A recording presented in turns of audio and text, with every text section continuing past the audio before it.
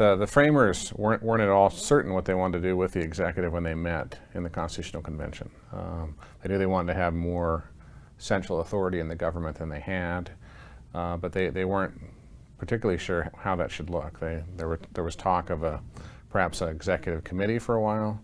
There was talk that maybe the Congress should select the president, and they ultimately designed an institution that was stronger than they intended going in.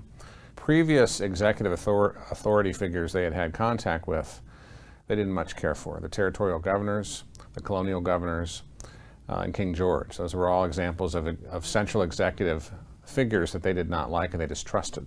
So the framers tended to distrust centralized executive rule. And yet they knew they needed to have a stronger federal government, presumably with an executive branch, so that they could have federal authority to halt rebellions. Shays' Rebellion in Massachusetts had been a problem. The federal government could not organize itself to squash that rebellion. Another aspect of the presidency that's important in terms of the context is how much the president's relying on other actors. So although there are some unilateral powers that presidents have, they're still quite reliant on others to codify policy, to get things done, and to have a lasting legacy in terms of policy. Some of the actors they're reliant on include the Congress. They need the Congress in order to pass budgets, to pass statutes. Presidents also need the public and the media as constituencies to make a lasting legacy in terms of policy, getting support behind their initiatives so that they can pass in the Congress. Sometimes scholars will talk about the authority of presidents to pass executive orders unilaterally. That is true. If they're given prior authority by Congress to pass executive orders, they can. However, the downside of an executive order is the next president can come along and reverse it.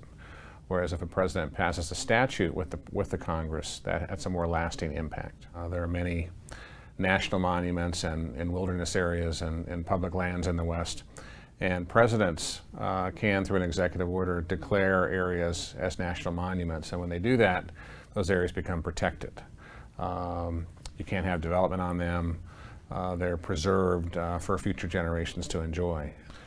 President Bill Clinton passed several executive orders that created new national monument areas in the West. And when President George W. Bush came in 2001, he reversed many of those areas. So that goes to my point that if you're a president, you would want to actually pass a statute with Congress to codify those areas as national monuments, because it's harder to reverse. An executive order, the next president, just like George W. Bush did, can come in and reverse your executive order.